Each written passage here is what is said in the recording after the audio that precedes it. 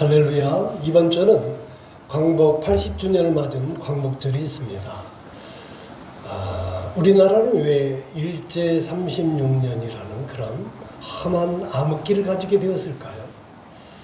저는 문득 조선시대 말 개화기에 순교를 당한 수많은 기독교인들을 생각해 보았습니다.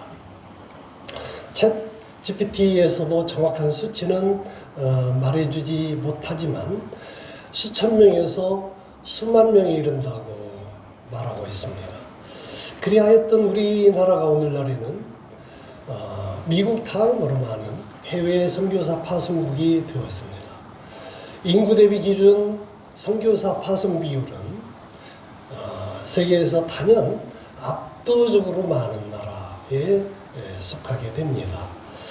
기독교 탄압과 36년 일제 치하, 그리고 선교사 파송의 절대적인 숫자와 한강의 기적, 그리고 오늘날 우리나라의 빠른 발전, 이런 것들을 연결시키는 것은 억지스러울 수 있겠으나 전혀 무관하다고도 말할 수는 없을 것 같습니다.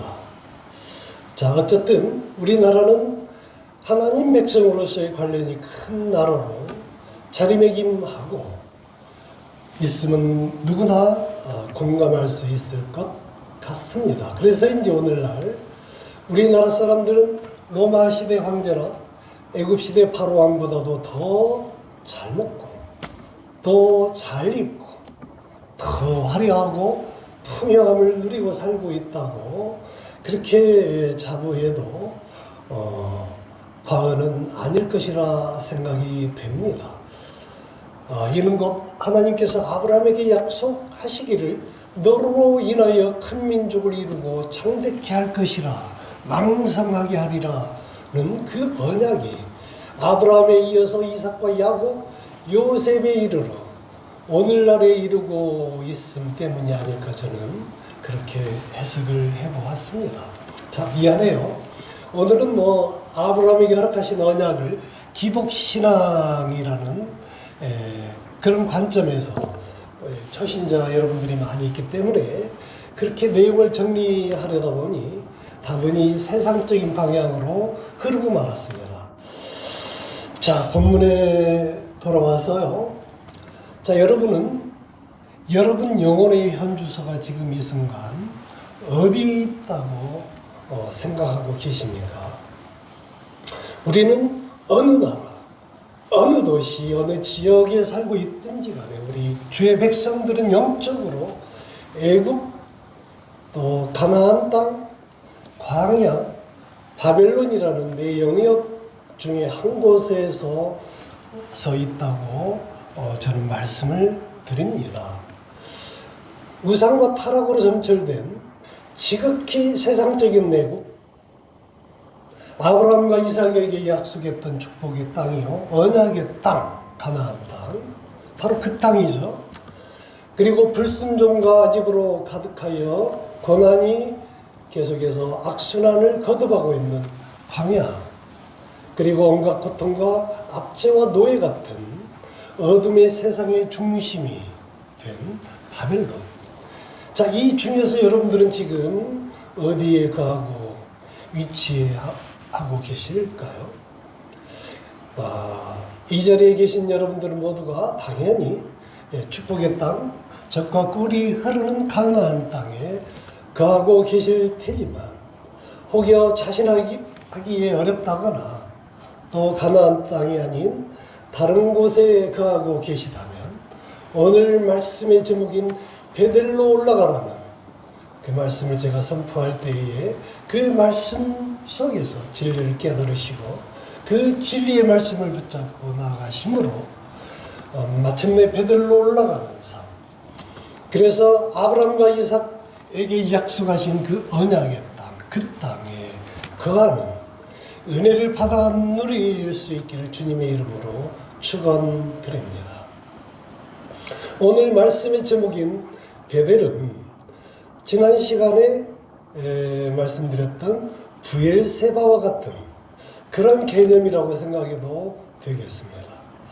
영원한 하나님을 찬양했던 그 브엘세바, 이삭의 아버지 아브라함이 영원한 하나님을 찬양하리라 다짐했을 때, 그런 마음으로 그런 믿음으로 나갔을 때 영원한 하나님을 만났고, 그 믿음으로 이삭의 번제 그리고 여호와 이레에 감격을 받아 누렸던 그 브엘세바로 향했던 그 믿음의 땅,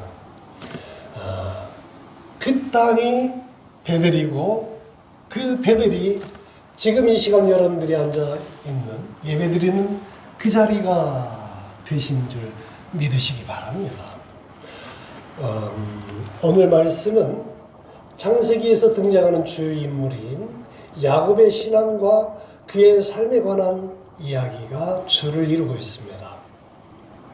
우리가 지난 시간까지 아브라함과 이삭 그리고 오늘의 주인공 야곱에 이르기까지의 스토리를 살펴볼 때 그들의 삶과 믿음을 한마디로 표현하면, 어떤 제가 과거에 섬겼던 목사님 말씀은 이렇게 표현하셨는데 공감이 돼요. 즉, 가면 갈수록 잘 되는 삶, 가면 갈수록 잘 되는 믿음의 주인공이다라고 말씀드릴 수가 있겠습니다. 성경에서는 이러한 은혜를 일컬어서 아브라함보다는 이삭에게, 이삭보다는 야곱에게, 야곱보다는 요셉을 거치면서 더욱 창대해지고 왕성해지는 것을 볼 수가 있겠습니다. 자, 그런데 요셉 이후에는 더욱 창대해지고 더욱 왕성해져야 하는데, 우리가 성경 가운데 볼 수 있는 내용은 전혀 그러지가 않죠. 그 이유는 이스라엘 백성들이 애굽의 그 풍요함에 빠져서 하나님을 잊어버리고, 그래서 세상 가운데 그렇게 폐악질 가운데 그렇게 살다 보니 하나님이 진노하시고, 결국은 그들은 400년 동안 노예 생활을 하여만 했고, 그리고 출애굽 이후에는 적과 꿀이 흐르는 가나안 땅에 이스라엘 왕국을 세워주셨음에도 불구하고 그들은 더욱 깊은 타락과 범죄에 빠짐으로 말미암아서 70년 동안의 아시리아와 바벨로니아에서 나라를 빼앗기는 그러한 살음과 아픔을 겪게 됩니다. 자, 그런데 하나님은 범죄한 이스라엘 백성들에게서 나라를 잃게 하는 과정을 통해서 그들에게 큰 고통을, 다시 말해서 징계를 하셨는데, 왜 나라를 빼앗기는 아픔을 겪게 하였을까요? 그것은 오늘날도 마찬가지겠지만 이스라엘 백성들에게는 나라를 빼앗긴 아픔이 가장 크기 때문이라는 것이죠. 그래서 유다와 이스라엘 백성들은 70년이라는 오랜 시간 동안 나라를 잃는 서름과 고통을 겪게 된 것입니다. 만약에 하나님 나라를 빼앗겨버리고 하나님 나라를 잃어버린다면 그 아픔과 그 형벌은 어떻게 될까요? 그것은 영원한 형벌이고 영원한 아픔이 될 것은 자명한 일이라 하겠습니다. 따라서 오늘 예배를 드리고 있는 여러분들께서는 여러분들의 이웃이 광야에서, 애굽에서 또는 바벨론의 그 입구에서 방황하고 있다면 그들이 영원한 형벌, 또 영원한 고통에 빠지지 아니하도록, 하나님 나라를 빼앗기지 아니하도록 그들에게 주의 말씀을, 복음을 전하실 수 있기를 바라겠습니다. 자, 오늘 말씀은 창세기 34장 1절 말씀, 다나 사건으로 시작이 되어집니다. 34장 1절에 보면 야곱과 그 아들들이 주요 등장인물로 이렇게 이제 드러나게 되는데, 야곱에게는 다나라는 외동딸이 있었습니다. 자, 이 딸이 세겜 도시에 사는 여인들의 사치와 또 그들의 유행에 호기심을 키운 나머지 어느 날 그들이 즐겨 입는 옷을 입고 또 그들이 하는 장신구나 뭐 이런 것들을 장식을 하고 세겜성에 놀러 가요. 그리고 그곳에서 그만 세겜성 추장에게 몹쓸 일을 당하고 맙니다. 자, 이래서 분개한 야곱의 아들들은 어떻게 했나요?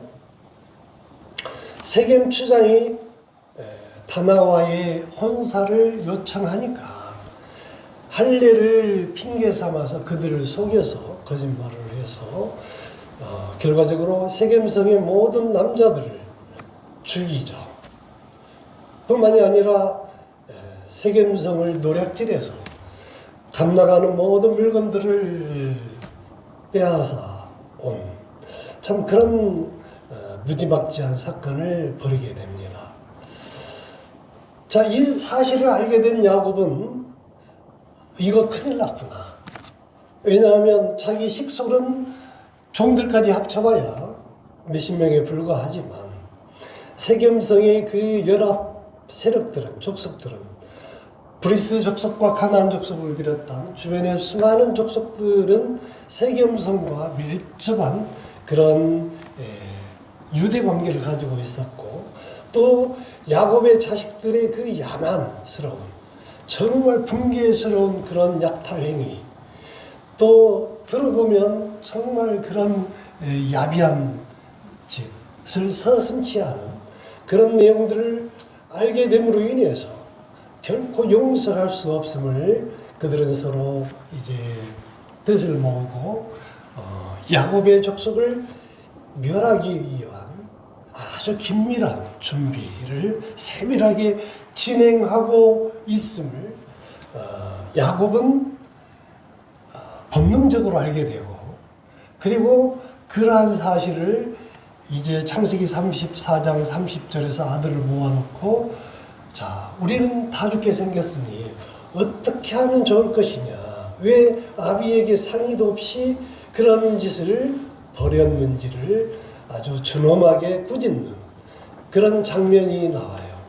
자, 그런데 바로 그 다음 절 창세기 34장 31절에 의하면 그 아들들은 그 아버지의 말을 듣고 고개를 숙이고 잘못했다고 용서를 빌기는커녕 아버지에게 대드는 그야말로 가부장적 질서가 붕괴되어지는 그런 여러 가지 험악한 그런 재앙이 야고보 집에 떨어지게 됩니다. 이와 같은 어려운 일들이 왜 야곱의 집에서 일어나게 되었을까요? 무엇 때문이었을까요?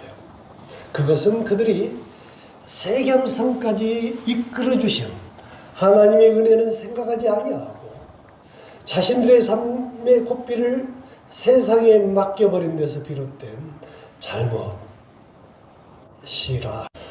자, 이와 같은 폭풍이 불어오는 이유는 훈련이거나 아니면 믿음의 백성들이 죄의 자리에서 돌아서라, 돌이킬 수 있도록 기회를 주시는 하나님의 안배일 수 있다라고 제가 말씀드린 바가 있습니다. 야곱에게 하나님이 돌이키라고 이렇게 거칠고 두렵기 짝이 없는 방식으로 휘몰아쳐 가고 있는 그 이유가 있습니다. 그것은 야곱이 하나님께 맹세했던 그 약속, 이것을 뭐라고 하죠? 하나님과 맹세하는 것, 약속하는 것, 서원이라고 하지 않습니까? 자, 이런 서원을 야곱은 가마득이 잊고 있었기 때문에 그렇습니다. 자, 우리가 이제 창세기 27장으로 돌아가서 28장, 29장, 30장, 자, 오늘 본문의 말씀 이전까지 쭉 정리를 해보면 야곱이 이제 형 에사가 죽이려고 하니까 형 에사를 피해서 에삼촌의 라반의 집, 그들이 살고 있었던 부엘세바에서부터 800여 킬로 떨어져 있는 에삼촌 집으로 이제 도망쳐 가는 거예요. 정신없이 도망쳐 갑니다. 그리고 3일 길을 그렇게 정신없이 도망쳐 가던 야곱은 정말로 지치고 두렵고 고단한 상태에서 이제 어느 광야에 돌을 베고 잠을 자게 되는데, 그 꿈속에서 사닥다리가 보이고 사닥다리로 오르내리는 천사들, 그리고 사닥다리 위에서 하나님이 야곱에게 이제 축복하는 그런 꿈을 꾸게 돼요. 창세기 28장 14절로 15절의 말씀이죠. 자, 그 꿈의 내용은 이래요. 나는 여호와니 내 조부 아브라함의 하나님이다. 이러면서 자, 네 가지 축복을 하시는데, 네 자손이 땅에 티끌같이 되게 하고, 아브라함과 이삭에게 축복했던 내용이죠. 계속해서 반복하는 거예요. 땅의 모든 족속이 네 자손으로 말미암아 복을 받을 것이며, 마찬가지 이제 아브라함과 이삭에게 했던 그런 언약을 또 들려주는 거예요. 내가 너와 함께 있어 네가 어디로 가든지 너를 지키며 너를 이끌어 이 땅으로 돌아오게 할 것이며, 이것도 동일한 언약이에요. 너에게 허락한 것을 다 이루기까지 내가 너를 떠나지 않을 것이다. 아멘. 자, 이것은 아브라함과 이삭에게 언약했던 내용이고, 동일하게 야곱에게, 그 후손 요셉에게, 오늘 사는 우리 모두에게 말씀하신 하나님의 언약이심을 믿으시기 바랍니다. 그런 언약을 야곱이 그 두려운 순간에 가장 힘들고 처참하게 기공자로 살았던 어린 야곱이 그렇게 광야에서 굶주린 상태에서 3일을 시도 못 하고 도망쳤던 그 길이 얼마나 힘들었을 거예요. 그 잠자리가 고단했을 터인데, 그런 상황에서 하나님이 야곱에게 그런 언약을 다시금 들려주시니 야곱은 감동하지 않을 수가 없었어요. 그리고 감격한 나머지 하나님께 창세기 28장 21절로 22절 말씀과 같이 이제 세 가지 언약을, 서원이죠. 하나님과의 언약이니까, 하나님과의 맺은 약속이니까 세 가지 서원을 합니다. 첫째가 뭐냐면, 자, 자신이 무사히 아버지 이삭의 집으로 돌아오게 하나님이 이끌어 주시면, 첫째, 여호와가 자신의 하나님이심을 알게 할 것이고, 모든 사람들에게 그렇게 자기가 증거하며 살겠다 이 말이죠, 평생. 그리고 두 번째, 자신이 돌베개를 하고 잤던 그 돌을 기둥으로 세우고 그 돌에 기름을 부으고, 그리고 그 돌이 하나님의 집이 되게 하겠다. 오늘날로 말하면 교회를 세우겠다 이 말이죠. 그 당시 말로 얘기하면 성막, 이런 의미로다가 거룩하게 제단을 쌓는 그런 것으로 삼겼다 라고 약속을 했고, 또 세 번째가 뭐냐면, 하나님께서 주신 모든 것의 10분의 1을 반드시 하나님께 드리겠다라고 그렇게 서원을 하게 됩니다. 그런데 그러했던 야곱이 세겜 땅에 도착했을 때는 까마득히 다 잊어버려요. 그리고 하나님과의 약속이나 또 자신이 가야 할 목적지를 잊어버리고 그 땅 세겜에서 10년이나 눌러앉게 됩니다. 이게 문제였던 거예요. 세겜성은 모든 것이 풍족한 곳이었지만 그것은 야곱에게는요, 우상으로 타락되어진 애국과도 같은 곳이었어요. 그리고 불순종으로 점철된 광야 같은 땅이었습니다.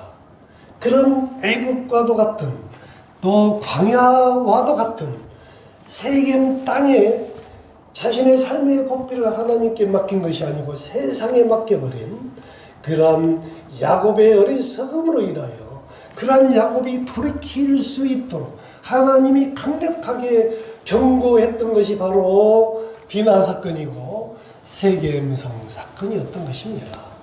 디나 사건은 곧 이제 이삭으로 비유하면 지난주에 브엘세바로 올라가자 했던 그 말씀과 비교해 보면 이삭은 야곱과는 반대로 모든 것이 안정이 되고 또 평안을 찾게 되고 화평하게 되어지자 그렇게 행복감을 또 모든 것을 이끌어 주시고 채워 주시고 해결해 주신 여호와 하나님을 생각하게 되고 아버지 아브라함을 이끌었던 또 아버지 아브라함이 찬양드렸던 영원한 그 하나님을 찬양했던 그 땅 브엘세바로 향하였던 이삭과는 달리 야곱은 르호봇과 같은 그 세겜성에 머물렀을 때 다 잊어버리고 그 세겜성이 좋다 이런 마음으로 그곳에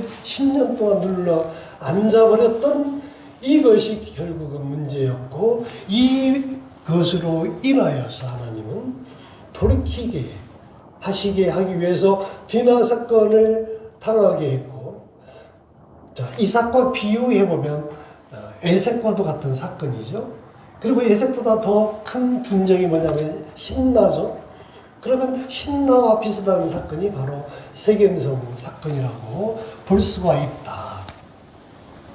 자, 그래서 이제 창세기 35장 이전까지의 상황은 이렇게 진행이 되어져요. 다시 말해서 35장 이전까지 창세기 34장 31절까지의 말씀은 그야말로 야곱이 극심한 공포에 빠져서 정말 어쩔 줄 몰라 하는 그런 당혹감과 그리고 두려움, 공포심으로 이제 하나님을 찾게 되는데 그러한 하나님을 만나게 되어지는 그 본문의 말씀이 오늘 35장 1절의 말씀인데요. 35장 1절 말씀을 함께 나누어 보도록 하겠습니다. 하나님이 야곱에게 이르시되 일어나 베들로 올라가서 거기 거주하며 내가 내 형 예세의 낯을 피하여 도망하던 때에 내게 나타났던 하나님께 거기서 제단을 쌓으라 하신지라. 아멘. 제단을 쌓아라. 자, 예배를 드리라 이 말이죠. 자, 그런데 어떤 예배를 드리라고 하냐면 일어나서 베들로 올라가라는 것이 전제가 되어지는데 이제 35장이 되어지면 주어가 바뀌게 돼요. 그 이전에는 하나님이 등장하지를 않아요. 10년 동안. 그런데 야곱이 이제 큰 위기 상황에 빠지게 되니 고난을 당하게 되니 극심한 공포심을 가지게 되니 이제 야곱이 하나님을 찾게 되어지는 거죠. 그래서 35장 1절의 말씀은 주어가 하나님이에요. 그래서 그 하나님이 야곱에게 일러서 말하시기를 일어나라. 자, 여기서 일어나라 이 말은 자리에서 일어나라 이런 뜻이 아니라 믿음을 회복해라 이 말이에요. 어둠의 자리에서 벗어나라 이 말입니다. 예배를 회복해라 이 말이에요. 하나님과의 관계를 회복해라 이런 뜻인 것입니다. 이런 일어나라는 단어는 히브리어로 쿰이라고 하죠. 자, 쿰을 여러분들이 누가복음, 요한복음, 또 마태복음, 마가복음에서 예수님을 통해서 여러분들이 익히 들어본 달리다움이라는 것을 들어보셨을 텐데 달리다 이 말은 소녀여 이 말이에요. 그 다음에 쿰 이것은 일어나라. 자, 예수님이 달리다 금하니 죽었던 그 회장장의 딸 소녀가 일어나는 그런 놀라운 기적이 일어났던 그 달리다금의 그 쿰이 여기에서 말하는 일어나 이런 말과 같은 의미라고 볼 수가 있겠습니다. 자, 그리고 베들로 올라가라고 한 부분에서 베델은 야곱이 하나님께 감사함으로 감동하여 서원하였던 그곳, 하나님의 집 베델을 뜻합니다. 야곱이 하나님께 감격하여서 지극히 높으신 하나님을 경배하며 서원하였던 그 자리, 그 믿음, 그 순간 그 감격을 회복하여 그 약속했던 것을 지키라는 뜻으로 해석해 볼 수가 있겠습니다.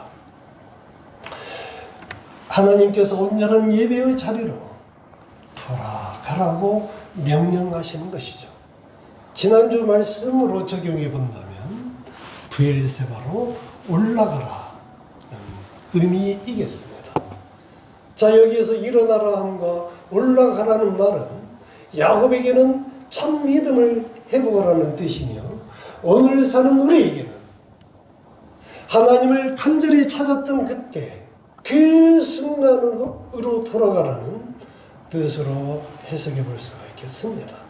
우리가 하나님을 애타게 부르짖었던, 기도했었던, 그리고 응답받았던 그 순간, 그 믿음, 그 신앙을, 그 예배를 온전히 회복하라고 하는 것이 바로 베델로 올라가라는 것이라 말씀드릴 수가 있겠습니다.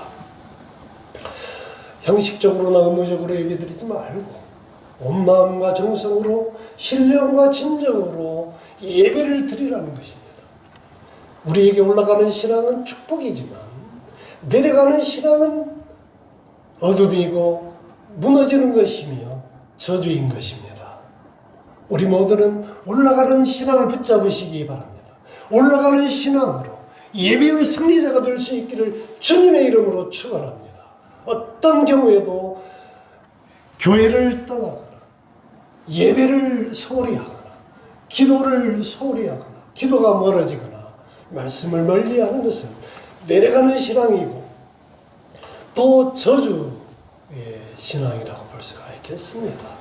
우리는 어떤 경우에든 반드시 올라가는 신앙, 하나님께로 가까이 나아가는, 말씀을 붙잡는, 말씀을 가까이 하는, 예배를 사모하는, 예배를 소중히 여기는 그런 믿음으로, 올라가는 믿음으로 승리하는 삶을 살아가는 저와 여러분이 되어지시기를 주님의 이름으로 축원합니다. 이제 새로운 한 주간이 시작이 되었습니다.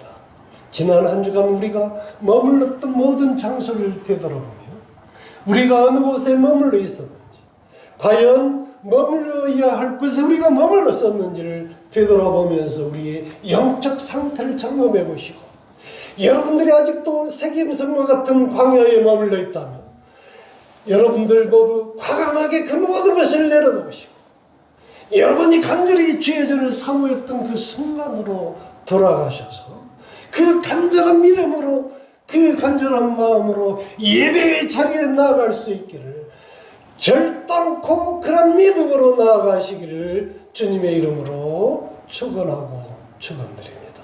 기도하시겠습니다.